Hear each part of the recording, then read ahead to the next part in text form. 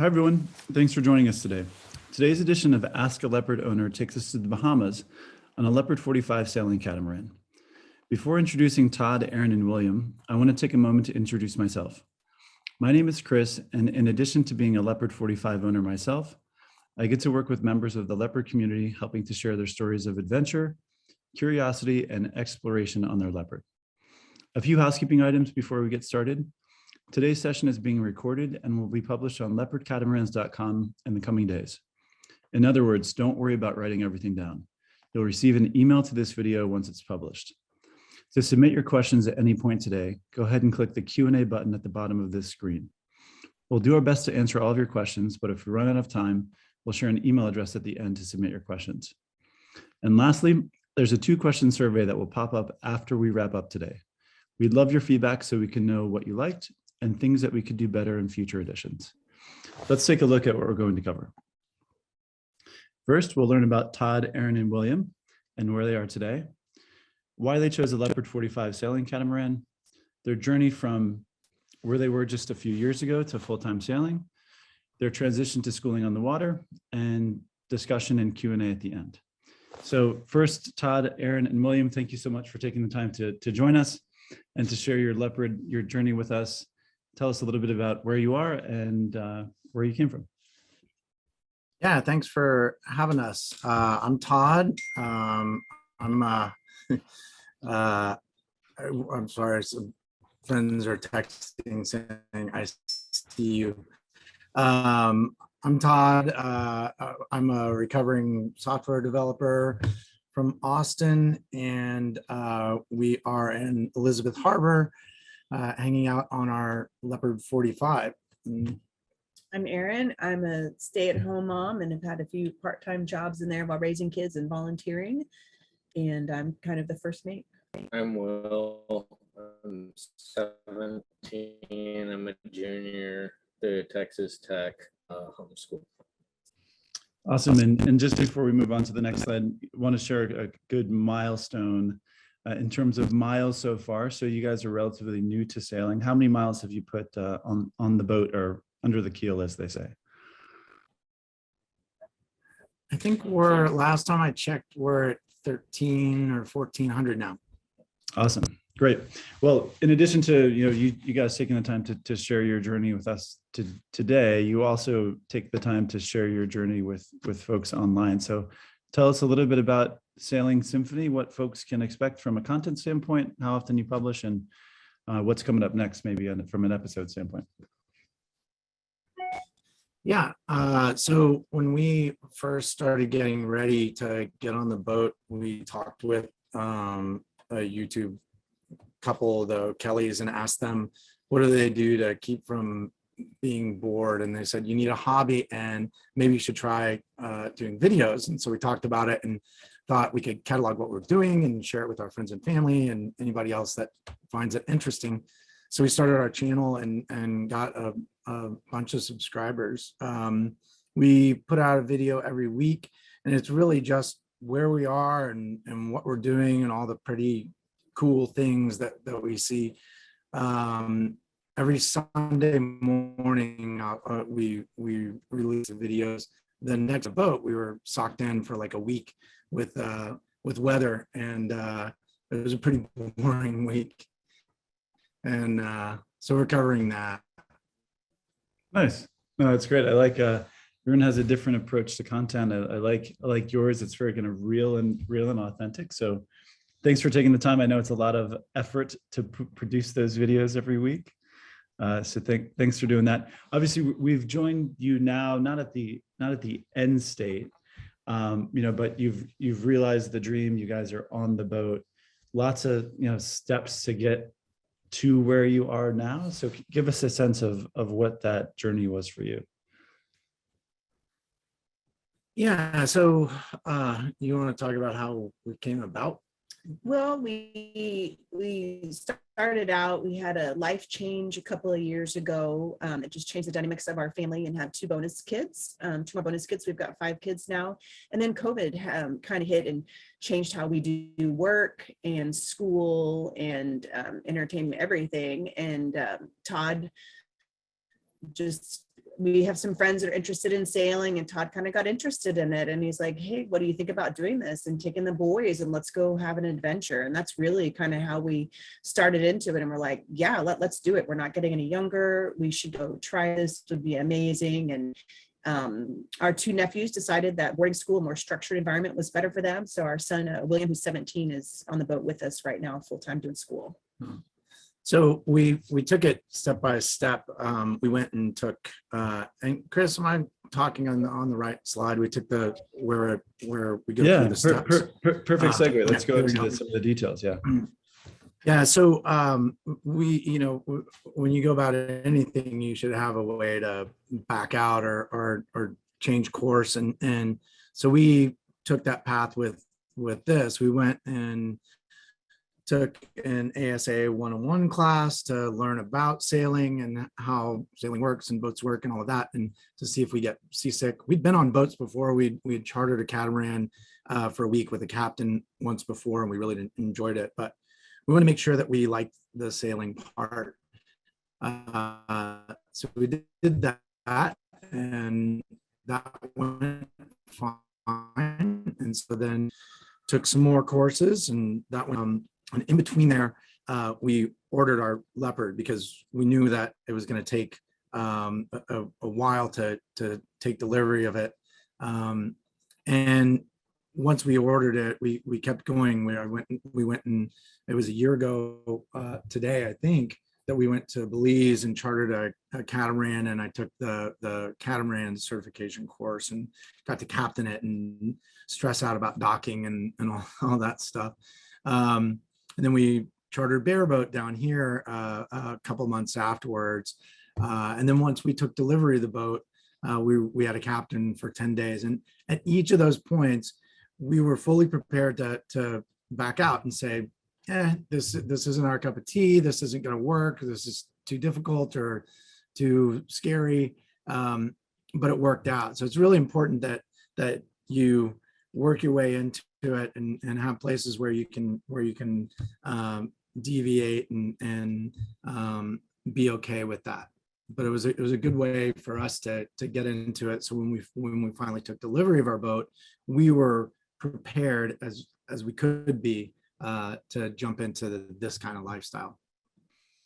I love the iterative approach to this. For me, it was a similar journey. One, do I get seasick on the boat? Do I enjoy it and am competent to be a sailor? Once I kind of passed that threshold, I was like, take my money, I'm in. Where in this journey did you guys, maybe some of the gates or thresholds that you passed, and when you placed your order, give us a sense of what that timing looked like. So it was between step 1 and 2, after we had taken 101, and I think by the ASA 103 and 104 course, we had taken the order, put the order in. And for that, we knew that the market is in a state where if we had to back out, if we had to say, no, we don't want the boat, we could certainly sell it to somebody else at that point. One thing I do want to say about seasickness, this doesn't mean that we don't get seasick. It just means that we didn't get seasick that day. We were in Galveston Bay. How seasick could you get? So out here, we've been in some rough weather, and we've all felt a little queasy. So it happens whether you're seasoned or not. I think everybody gets seasick every once in a while.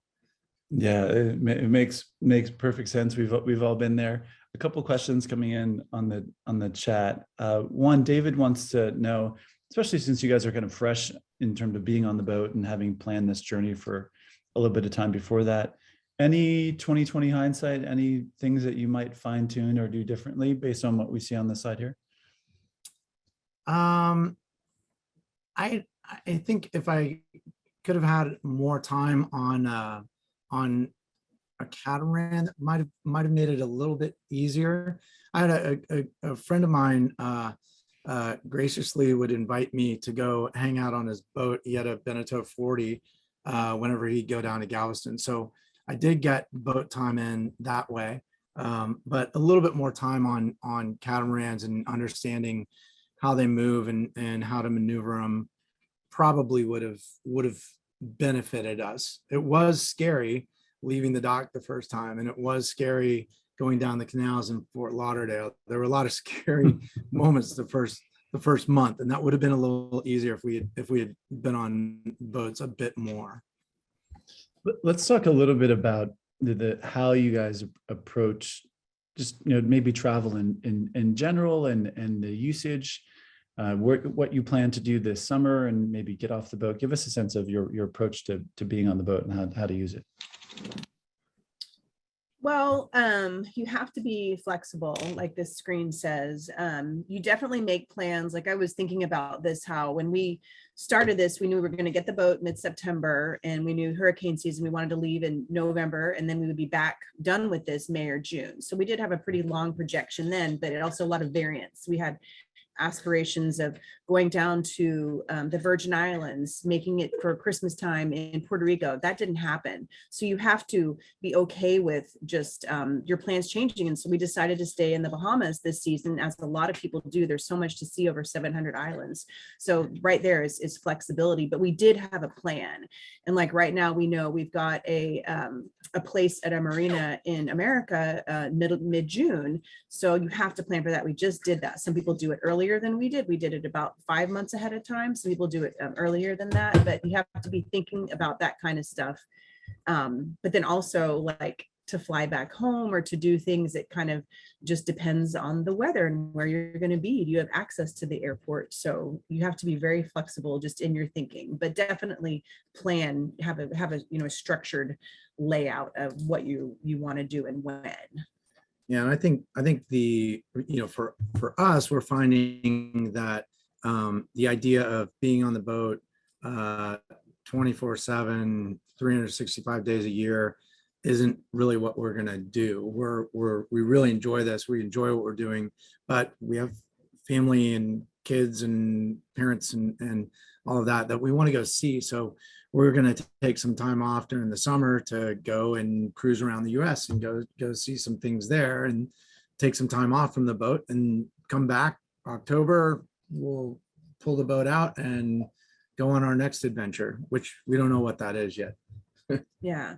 I will say that traveling by boat is quite amazing, because you have the flexibility. You can get off and go beyond land, but you can just go anywhere. And I think that is something that is unique to boating. And we really have loved to be able to tap into that. Yeah. I love this idea. When I first had the idea in my head of buying a boat, that it was like an all or nothing thing, because you always had to be on it, taking care of it. The home port on the back of my boat is Seattle. The boat has never been there. It will probably never be there. But then I get the question of, well, where's the boat home ported? I'm like, oh, just kind of wherever I leave it. And then I'll come back to it and kind of pick it up. So this idea of flexibility is awesome and uniquely enabled by a boat. Erin, you touched on this a little bit in terms of why a boat. A couple other things that you've discovered and focused on. So tell us a little bit about what type of lifestyle specifically a boat enables. Well, being on a boat is it's a lot slower. It's definitely a lot different than being at home. You have to find different ways to move and to exercise and to do things, different ways to get alone time or just grown up time, things like that. We're not on vacation the whole time. I constantly, seems like in my head, I'm like, what chore, what can be done, and you clean the shower when you're in the shower, showering, things like that. So those are just little different things. But yeah, like I said before, just there's just freedom. And I think it was that first charter that we went on vacation in Virgin Islands a couple years ago, where we went somewhere and there were too many boats. We're like, we'll come back tomorrow, we'll be the first ones there. I don't know. There's a freedom in being able to do that and seeing things that not everybody gets to see. You can't drive there, you can't fly there necessarily, but you can boat there. And it's just, there's neat people that we've met. You're doing things a little bit differently. You're realizing you don't have to do the normal stuff. And I think that's been really neat. Again, COVID probably has taught us that too in our unconventional family. So it's kind of neat. We can wrap that all into a boat plan. Well, that's another good point, where there's this community out here that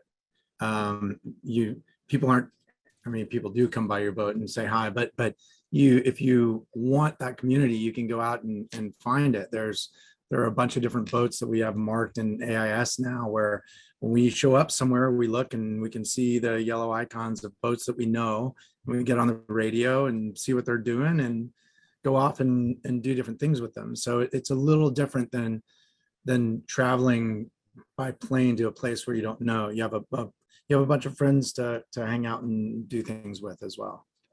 I'm going to test a statement on you, a little bit of my perspective, is that when you look at, even just spending time and creating memories with friends and family, there's this unique, obviously you got, closer quarters. So it's a very intimate environment, but even just the working of the boat, working together to go do things. Do you find that the time spent with friends and family on the boat is, uniquely different than, let's go and find a vacation home somewhere and spend time together? Yeah, like we just had some friends out. They're the ones who actually had the sailing idea before we did, and it's just really like it's almost like what it was like before cell phones and stuff. Just this kind of organic conversation and playing games, and there's nothing really pulling you except maybe it's time to go eat, or if you plan to get up early to go do an excursion. But it's really nice. It's just a slower way, and I think that our family needed that. We needed to slow down and just kind of have some, this downtime, because it's just life had gotten so busy. Yeah. Good perspective. So we're recording this episode on February 11th, 2022. Miami Boat Show is right around the corner, literally next week. So this is, I think, a great conversation for a lot of the folks who have joined us, who are either, waiting for their Leopard to come or trying to figure out if this journey is right for them, and then where to go from there. So tell us a little bit about what the Leopard experience is like, what your experience is like from the sales process to even now. You guys have put 1,300 nautical miles on the boat. How has it been? What are some of the differences now that you've really come to appreciate after being on the boat? Yeah, when we started on this journey, I looked at a lot of different brands, and I liked the idea that Leopard had manufactured a lot of boats, and if you do something a lot, you're going to get better at it. And I found that Leopard in general had good quality to what they were building. They were road tested with brutal charters and that kind of thing. And so that was a big selling point for me. And once we got the boat, that was all true. Everything has been really solid on this boat. A new boat is going to have problems, an old boat is going to have problems, but there have been very few problems, and any kind of problems that we've had are small, cosmetic things that are easily fixable. So in general, the quality has been just probably above what I was expecting. You read horror stories or hear things on the internet. We haven't experienced any kind of big problems, right? So the above and beyond that, the sales process it kind of fit what I was looking for. The analogy is kind of like buying a car. You can go to Bob Smith Chevrolet and go buy a Chevrolet off the lot that he has ordered and is configured the way that he wants, or you can go to Tesla and deal directly with Tesla, and that's kind of the model that Leopard follows. And we like the idea of having one line to get into and a distinct set of people that take you through the sales process. The sales process was easy, really informative, very honest about the different options and whether we'd like something or not. It was just a great sales experience. And then after that, I've emailed our sales guy Tom at stupid hours of the night just with random questions, and he responds really quickly. So it's not like we got the boat and Leopard said, "See you later." I've got several different people that I can call, and they will get me lined up with whatever I need, whenever I need. And that's hugely valuable especially for new boaters like us, where there's a lot of scary stuff out here. And if an engine were to break, having somebody that can explain what's wrong and where to get it fixed is invaluable. This next slide is around kind of some of the benefits of the community and comfort. So before we go there, I want to maybe just put you on the spot a little bit. For folks who are going to, any of the boat shows around the world, coming up here this year, it's easy to go to a boat show and they all, big, white, beautiful things and big masts, and easy also to get, caught up in some of the cosmetic designs, like beautiful things on a boat, but you start to look at, build quality and things like that. So maybe two or three things, or one thing that, folks should consider and look at as they go and, navigate the many, docks at a boat show. And then we can also, Leopard just wrote a blog post on this, and we can drop it in the chat for folks who are on this journey, but love to hear from you firsthand some advice on how to successfully navigate a boat show and get the most value out of it. Oh man, we're what were you saying? We didn't even buy ours. Yeah. I don't know if we have really solid advice. You're right. At a boat show, you're getting the cosmetics and you're not out there actually sailing it. But there are some things like go sit at the helm of these different boats and picture yourself being at the helm at night, trying to change your sail plan, and figure out ergonomically, does it work? Sit there and figure out where your feet go. I've been on some boats where you sit and you think, wow, this is going to be uncomfortable sitting up here for 6 or 8 hours. Yeah. So there's stuff like that's Leopard certainly does a better job than most at laying things out. It's so great. The helm on this boat is so fantastic. It feels like a cockpit in a jet plane. I can do everything within reach.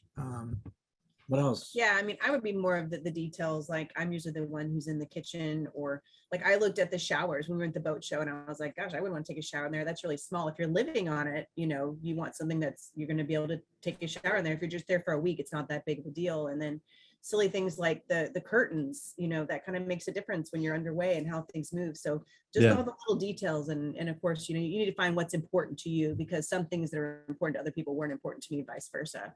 So yeah, just kind of look around, and the comforts that you want at home, I think you will find a lot in the Leopard catamaran. And we did, and we have. Yeah. You talked a little bit about the community piece of it, but let's dig into that and then also talk about the comfort side of things. So the comfort side of things, you want to talk about having alone time in different spaces on the boat? So what really drew us to this one in particular was there are so many places to go on the boat. You can sit at the helm, you can sit in the cockpit, you can sit in the galley, you can sit, I call it the front porch, the upper deck. There's just so many places, and then all of the bedrooms. So we were originally going to be here with 5 people, and we're not always going to get along. So it's like, okay, there's all these places everybody can go if necessary, if they need alone time. So we really, really like that a lot. And every place, like if the sun is in the front, there's plenty of places in the back. And if there's sun in the back, it seems like there's so many spots to go and to be comfortable and to sit, to do whatever it is you need to do. So I really like that part of it. The beds are very comfortable. We've been very happy with that, and the cushions and all the places, the seating has been very comfortable too. Yeah. We've done a handful of these episodes and have had families that have had younger kids. You guys have, Will, who's 17 and a junior in high school. Tell us a little bit about your approach to boat schooling. What's worked? What should other folks consider if they're thinking about this as well? You want me to start? Yeah. So I think with schooling, we were not a homeschool family before. We have several friends who have done it, and we chose not to do our own curriculum. We chose to do like an online school from Texas, and it's a state school, Texas thing, public school. And so it was very all the plan was written out for us and everything, so it seemed to be easy for us. However, I wish we would have started it while we were on land before we started it on the boat, because there were so many new things with just living on the boat. That's just very different than being in a house and then actually going and, you know, sailing on the boat and living, because we lived in a marina for a while. So I wish we would have started school earlier. And then also, like, being in high school, seeing how many credits your kid actually needs to graduate to go to college, because you may not need to take 7 classes every semester like a kid in regular school needs. You might be able to take 4 or 5 or 6 or something. So really look into that and see what it is that you need, because all of the boat schooling, like, you know, the stuff you're learning from living on a boat is very valuable and important. And the school stuff, which is important as well, you want them to be rounded if they want to go to college or whatever is next that you want them to do. But just know you can do things a little differently. Do you have anything to add? Maybe this next slide might trigger some reaction and thought. One, we did this rehearsal the other day, and I made the joke of, that's a pretty big dock line for a Leopard 45.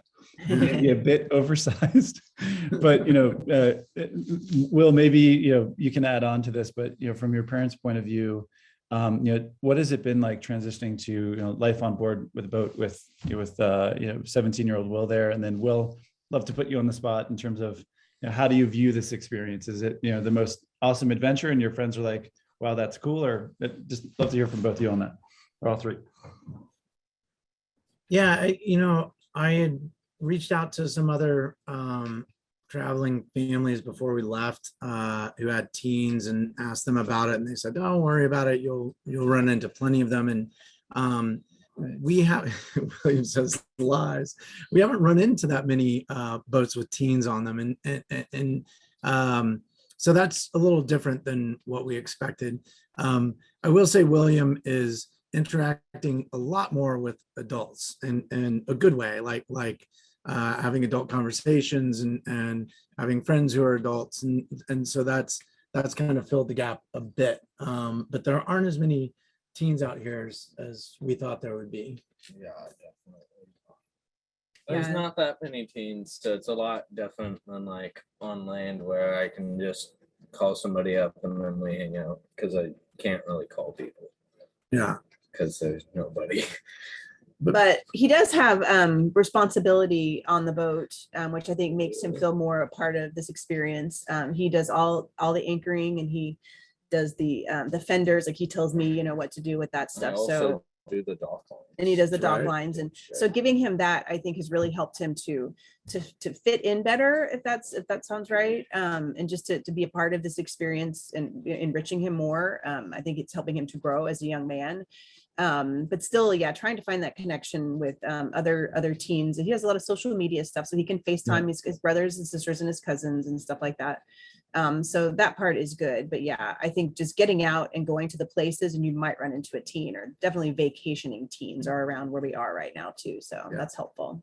And it'd be interesting to see, because where you are now in the Exuma is beautiful, beautiful part of the Bahamas, very rustic and remote. So just not a lot of people overall. So be interested to know, when you look at going to the BVI or these other places, if how that changes. I want to pause for a few questions that popped into the chat, specifically around kind of boat layout from the last few slides before. Spencer wants to know, in terms of the helm layout on the Leopard, do you still feel, when you're up there, do you still feel connected to the rest of the boat, and to the folks in the aft cockpit, and just the general goings on of of the boat when you're up there? Yeah, because you can hear everybody down here, and you can see them and talk to them. Like I can see the helm from where we're sitting at the table. So yeah, we're always quite engaged. And then on calm, nice sails, people will go up on the lounge and sit on the sun loungers next to the helm. So you might have 3 levels of people that are all talking to each other. So it's really good. And then if you're on like an overnight passage, the cabin that the captain and I stay in, if whoever is at the helm at that time and they're on watch, they can just stomp on the floor, and that's where Todd is, the captain, so he can come up. So yes, very much connected. Well, on the first night shift, we slept right here. That's true, yeah. And then the second one, I was like, whatever. Good we're question. fine. Yeah, very different experience, especially when you compare it to like a boat with a fly bridge, where it's, to me, I look at that and I'm like, you're either there or you're disconnecting from the rest of the boat. Yep. Another question, kind of, I'll do two here. Matt wants to know, hey, checked out the YouTube videos, but what does daily life really look like? What are you guys editing out that isn't, if anything, that, maybe doesn't show the full experience? Yeah, there's a fair amount that we don't show, and it's all of the stuff that everybody else goes through. It's the I'm feeling kind of low today, and I don't want to do anything. It's the list of, I'm looking over the camera of the 6 different things that I need to go fix or clean on the boat that I'm not doing. It's the arguments, right? Like we have normal family life going on on the boat, and it makes for crappy YouTube viewing, but it's not like it doesn't happen. And that we might talk about this later, but one of the things you do have to have straight before you set off on something like this is if you're not fairly stable at home on land, you're just gonna compress all of that on a boat. And so you need to be good at communicating and good at resolving conflict and all that stuff. That's what we don't have on our videos. We don't film us leaving places that much. No, good candid answer, and appreciate it. One more question before we talk about budget, and this one's really around size, between 45 and the 50. So it's not just the overall length that changes, it's wider or tall. I mean, it's just more volume overall. So when you guys picked between the two boats, was it driven by what you felt comfortable with from a boat size and maneuverability standpoint? Was it like, hey, what do we really need? Was it driven by cost? Tell us a little bit about what went into the decision between the two boats. I think it was all of those. We went, we got on a 45 and we sat on here and figured, asked, can we live on this full time with the boys? And the answer to that was yes. And then we went and looked at a 50, and it seemed really intimidating how big that boat is. And it was also outside of the price range that we were working with at the time. Since we've gotten our boat, I had the opportunity to sail a 50 from Norfolk down to Florida on a 5-day overnight, and it was awesome. It's a fantastic boat, and there's tons of space. But I still think for the 3 of us, it would probably be a bit more than we prefer to handle. This boat sails great. It's got all the space we need. Any opinions? We have some friends that we've been sailing with. We sail with a Leopard crew, and one of them has a 50, and so we spent a lot of time on that boat as well. What do you think? Yeah, I mean, budget came down to it at the beginning. In our price range, this was what it was, and yeah, that just was larger than what we needed.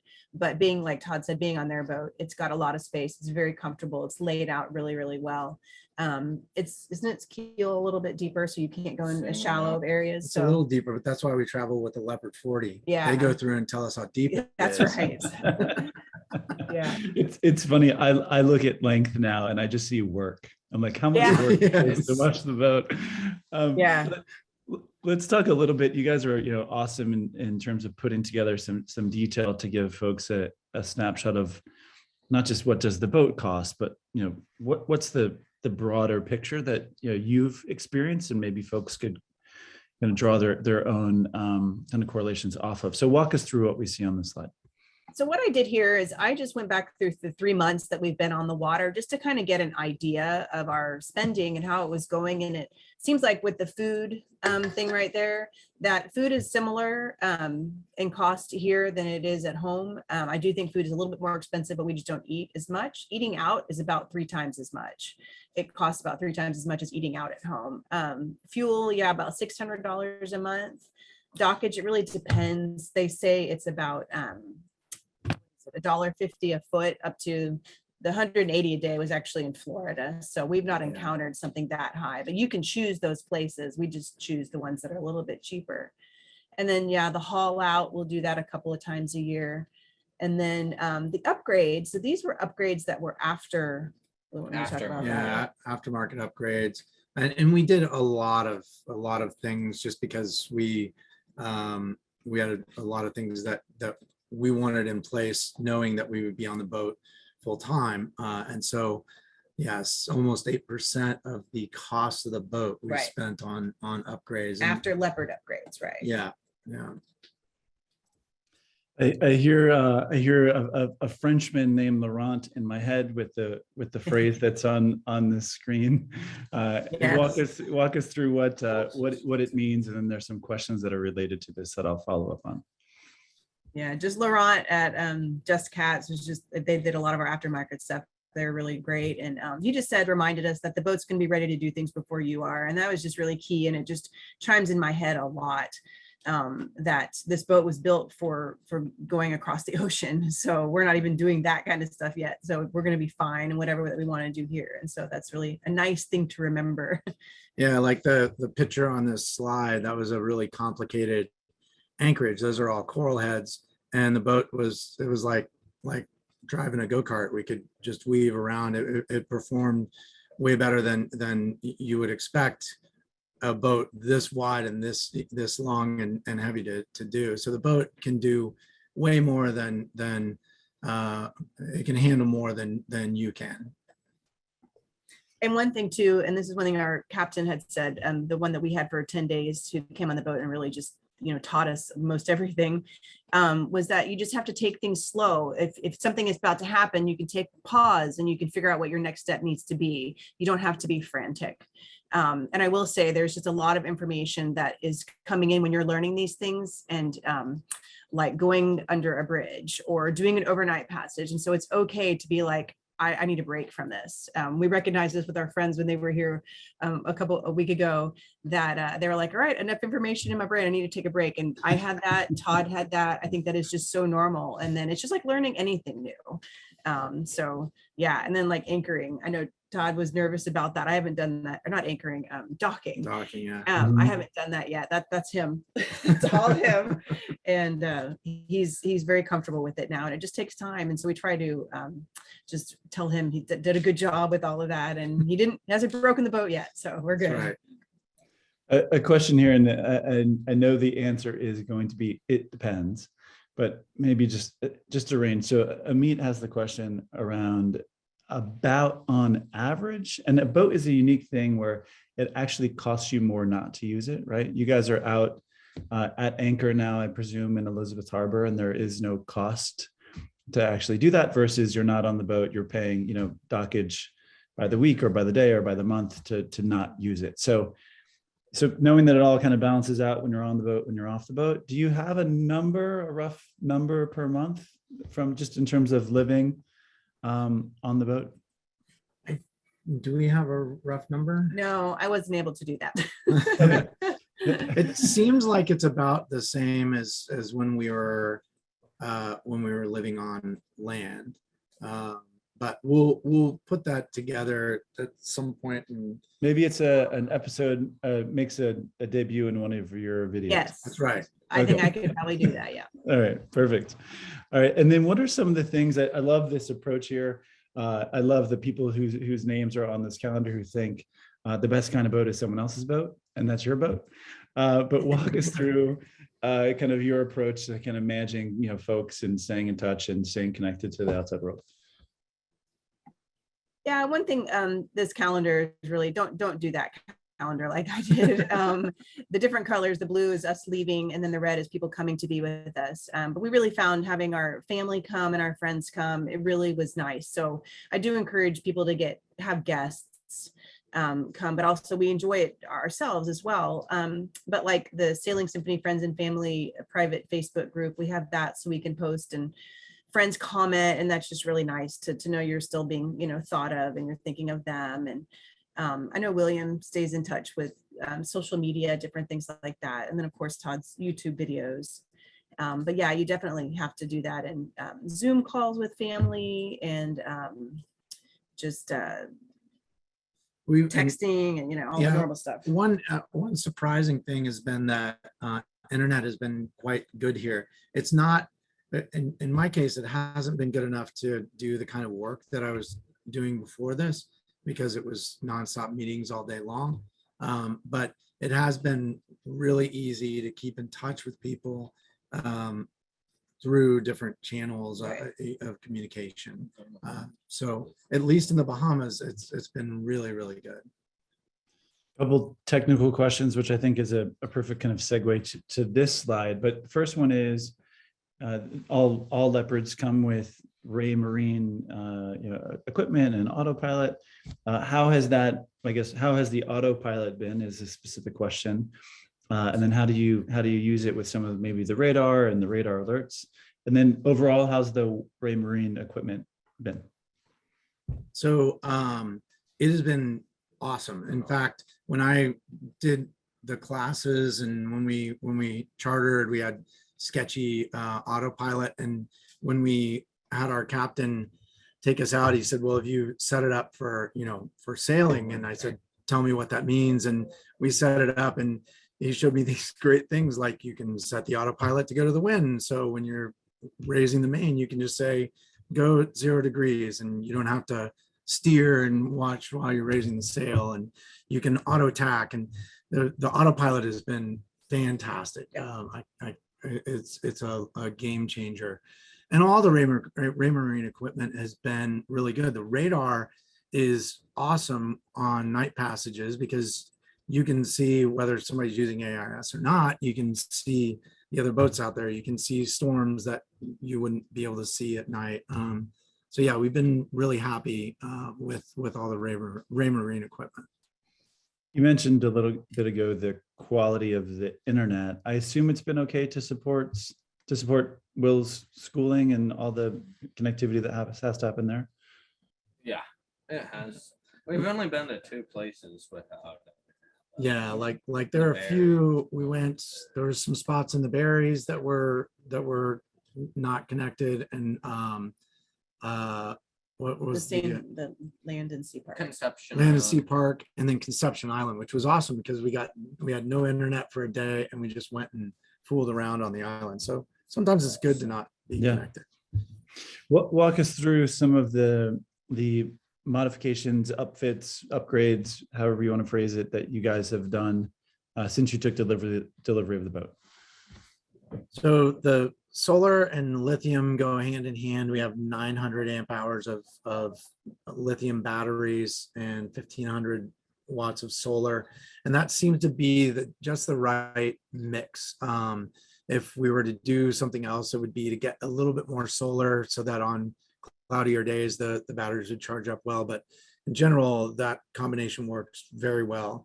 The lithiums are you can draw enough power to run an AC and the microwave at the same time. So you've got tons of power to do things. We are terribly inefficient at managing our power. I think we run too much, and we still run our generator more than most. But the solar and lithium combo is really great.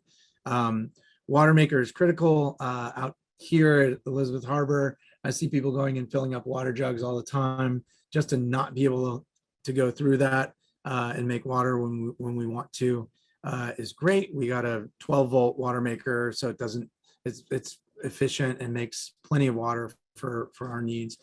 And then living full time, you get dirty clothes, and washing in a bucket seemed a little low tech for the boat we're on. So we got a washing machine, and that's really come in handy as well. We still go every once in a while if we find a place on shore, we need to just go do all of our towels and sheets and stuff at one time, then we'll go do that. But in general, you can wash everything you need inside of here. And then lastly was the helm enclosure. If you're going to be traveling far and living full time, the helm enclosure is a must because it protects the back cockpit from the wind and from the rain. So we get frequent showers. We're about to get another one, and that'll be plenty dry back there and still a usable space independent of the weather that you're in. Well, even just going into the wind when you're at the helm, like when we did our trip from the berries, from Bimini to berries. I mean, my face was just so red from the wind. So that's my favorite upgrade is the helm enclosure. I would not go anywhere without it. Yeah. And then you mentioned just cats, and there's those for folks who are in South Florida or taking delivery of their Leopard in South Florida. Great resource there. Specifically, a question here about the helm enclosure. Who did that work and happy with it? Would you recommend it? That was Creative Canvas. Vlad was the guy that we worked with, and fantastic work. Really, they know these boats. They do a lot of them. They custom fit it to your cockpit, and they have lots of different options. But yeah, stand up work. Really have nothing to complain about there. And on the inverter, I'm assuming that it's all Victron stuff based on just who did the work there, and versus what came with the boat or might have come with the boat. Yeah. So we have the Victron inverter, and it's awesome because like last night I was running the generator and I didn't even have to get out of bed. I could just pull up the app and see that, okay, we're in a state where I can go turn off the generator. So yeah, the Victron stuff is awesome. And one question here before we transition to some of the tools that you use to support your adventuring. It's really about the preparation piece of it. So you guys are in Elizabeth Harbor now. You're around other cruises. You've been to places that have been much more remote. So the theme here is all self-reliance. And when you think about not just the sail and cruising and being out in the ocean, training that the family did, we think about some of the mechanical stuff. Like, did you take any engine classes or any knowledge gathering on the mechanical side of operating the boat?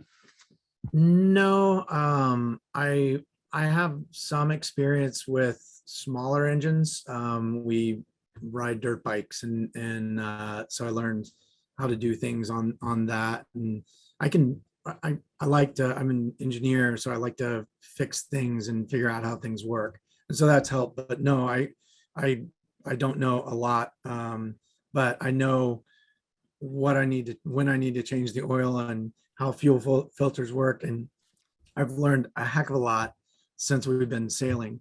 One of our fellow boaters said he's going to get a t-shirt made that says, "What's the voltage?" Because his wife wakes up every morning asking, "What's the voltage?" We talk about voltage and current and power, like almost every conversation. So you are around other boaters that can certainly help in areas that you might be weak in. And the boat show does offer those classes. I remember when we were at Annapolis, we had some friends who took the large engine class. Yeah, so there's that. We probably should have done those, but we were busy eating crab and stuff like that. I know, which is arguably much more fun. I know that Northern Lights, the generator supplier that's in all of the Leopards, they offer some owners maintenance classes. They're headquartered in Seattle, so they often do them there, but they'll do them through different parts of the country. So folks who want to get deeper there, Yanmar does something similar based in Georgia. And then to your point about Annapolis, there's the Annapolis School of Seamanship that will do these, they'll do diesel engine classes, they'll do marine electric classes. So lots of places to get knowledge for folks who are curious. But tell us how you approach and some of the apps and tools that we see on the screen here. How do these come to life? Yeah, so when we're looking at things, like I'll use an example of today. Aaron's brother and his family are, I think, waiting over there for us right now. And they're here for 3 or 4 days. And so we always have a picture as far as we can of the weather. We know that there's a significant amount of wind coming on Monday. And so we have to plan this all out. So we use predict wind to see what wind is coming, what the angle is, and then we choose the spots that we're going to go to find shelter from that wind. And to go choose those spots, we use the Navionics app that has really good charts for the Bahamas, and we can go figure out the best spot to hide out. So for example, tomorrow we have the option of staying here because we have a great anchorage spot, or we can go up to Lee Stocking because that has great shelter from the wind that's coming and yada yada. So really you're driven by weather and charts, and these two apps seem to work really well for us. And then the other app that we use all the time is the anchor alarm. We arm that every time we pull into an anchorage. We've never dragged. We have a really great anchor, but it's always good to know, and makes you feel a little bit more comfortable sleeping at night. Except, of course, when you forget to turn it off and you drive away in the dinghy and then your phone. I do that every time I get to the grocery store here, and I'm like, what's that noise? And on the anchor side, I assume you guys have a rock now? Just making a guess. Yeah, 33. we upgraded our anchor to a Rockna. Is it 33? 33, It's like a yeah. 70-pound anchor. and 33 kilograms. It's a beast. And like William and I had a harrowing anchoring experience in Great Harbor and the Berries. We did not beat a storm in, and it was blowing 35 knots. I'm trying to keep the On boat my straight, face. and I just said, drop it. And we were in, and we didn't need to pick up or anything. It was great. Tell us a little bit about, how you plan, what are you planning for? What's that time horizon look like? Erin, you mentioned 6 months. You're already, planning stuff for the summer. So give folks a little bit more insight here. Yeah, it's really just that. So you kind of have a calendar in your head, the season, you're dictated by the weather and hurricane season. So that's a given right there. And then it's just really how long, you want to be out there, and the stuff in between. We had to go back to Florida in December to get some things done on the boat. So we we're dictated by the boat stuff, but I think you do like any kind of normal planning that you would at home, but you're also flexible. So if friends say, hey, I'm gonna come out in April, where are you gonna be? You could say, well, we think we might be in Eleuthera, so why don't you fly into Nassau, and then we'll just pedal jump you over, things like that. You just have to be really flexible. Like I said at the beginning too, we had talked about going to be in Puerto Rico for Christmas, or the Virgin Islands by the end of January, because a friend was going to be there, and that completely changed. Or like these friends that are coming in next week, we really wanted to go to Long Island. Well, there's this blow coming. I don't know if we can even get down to Long Island. So you have to be really flexible, and just like anything. But I know that's hard for some people when they're like, but why can't you do this thing? And it's like, well, I just don't know. So how far in advance do you plan? I think for getting marinas, you need to do that several months ahead of time if you're going to be at a specific place to dock the marina, to go somewhere, or to put it on the hard.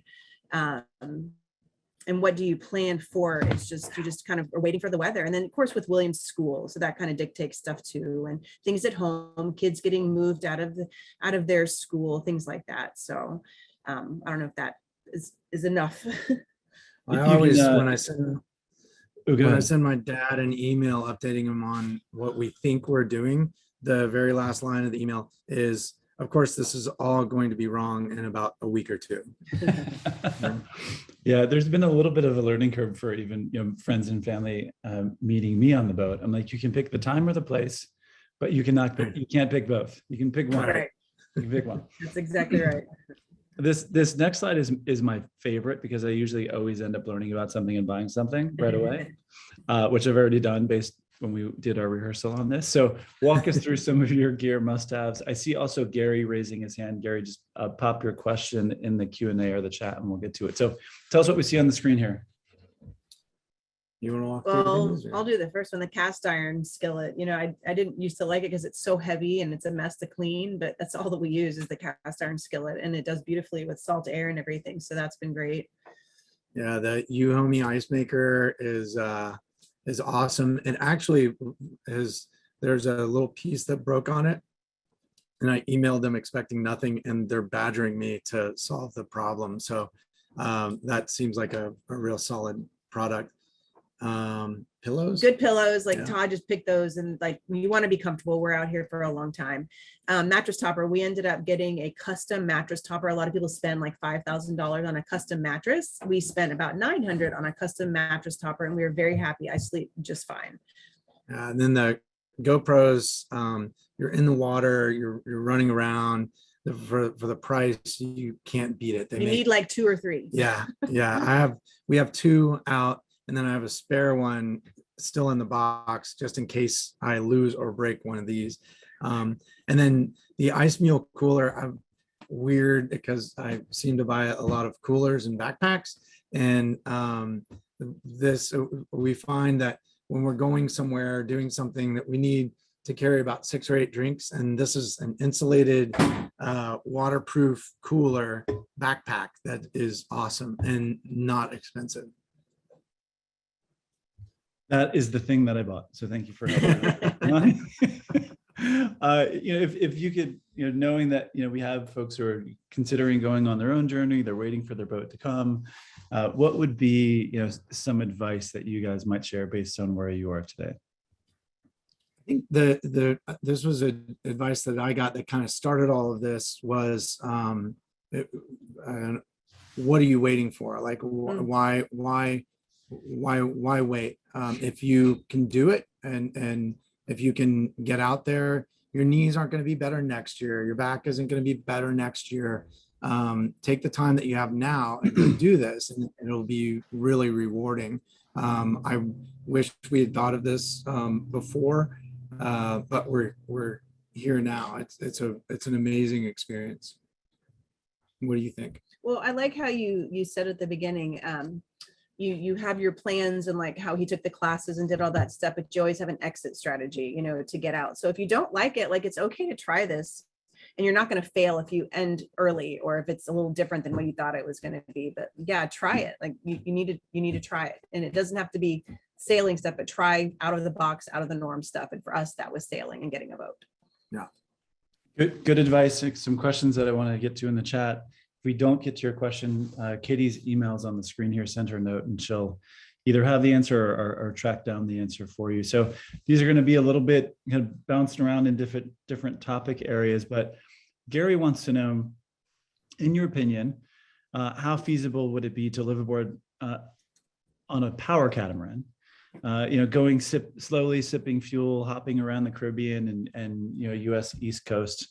That's their current plan. So you guys have a little bit of perspective on this. You're on a cat, you're on a sailboat. There have been things that you couldn't do because of boat speed, and things that you can do, like crossing oceans, because you have a sail. So maybe a little bit of reflection or advice on that topic. Yeah, I've thought about that and thought about how we do things. Sorry, my screen's being a little weird. The availability of fuel would be my biggest concern with that. But since we've been down here, there are plenty of places to fuel. And so I think a power cat would be a totally viable to do something like this. And you have a shallower draft, so you can get in some spots that you might not be able to get into with a sailboat of similar size. So absolutely doable. Erin, this one's just to follow into the mattress topper piece. Who did that for you? Who's the vendor supplier? I can't remember right now, but I can, while we're sitting here, I can put it in the chat. I'll find Okay. it. They were at the Annapolis. Yeah, boat they were at the show. boat show, but I can find it for you. I have a Okay. picture of it. Awesome. And then this next one is really around features and drifts a little bit into upgrade. So is there a feature that, let me actually find the question. So okay, so Chad wants to know, is there a particular feature about your boat that you ended up liking more than expected? And then vice versa, is there a feature or upgrade that you ended up not utilizing as much as you thought? That's a good question. Do you have a good answer? This is a silly upgrade thing, but on the back we have a shower head that's very convenient and everything. But I'm like, I don't mind pulling a spigot out, but it was kind of a neat thing to have. It's really easy and stuff. Yeah, it's on the pole, the support pole for the solar. They put a shower head on there, and it's nice when you're getting back to the boat. You just shower off there. So that's one that was surprising. But I could leave it. I don't have to have that. That's what I'm saying. Yeah. I'm trying to think. Is there anything you can think of, Will, that we got that we don't use? That we don't use. Looking around the We boat. did get, we got the lights, the leopard lights at the top thing, but Oh yeah, the But we little like them because you don't trip over them. inset lights on Yeah, the those on are the nice. lounge. We got that upgrade, and that was surprising. I wasn't sure I was gonna like those. We liked it. The- Underwater lights, I wasn't We sure like the I was underwater. gonna like lights. that, but man, like the other night, William saw some crabs underneath the boat, and so we swam down and got some of the crabs. And yeah, underwater lights are pretty fun. You see a lot of cool stuff. Things we use Or don't use. we don't use the grill because we don't have a gas line. Well, we do have a gas line. I just was too lazy to get all the parts to hook up the grill. So It's all And Erin, I see you typing in the chat, so I won't end it just yet. But do you have the name of the vendor that you can share? Yeah, 'cause- Handcraft Mattress Company. Okay. Yep. And they were over- actually in Fort Lauderdale, or they had somebody there. So he came out and like measured it exactly. And Yeah. like my tag on there says Erin and Todd Rogers mattress. Like it's, yeah. Perfect. Yeah, I have done some work with them on the custom mattress side too. Been great. Handcraft mattress. Well, I want to thank the three of you for taking the time to share your Leopard journey with all of us today. For the folks who have joined us on the webinar, thank you for taking the time to learn more about Leopard. And please keep an eye out for the 2-question survey that will pop up as soon as we end this webinar. So thanks everyone. We'll leave it there for today. And if we didn't answer your question, please email Katie with her email address on the screen. Thanks. All Thanks. awesome. Thank you, Chris. Holler when you're out here. right, we'll do. Bye.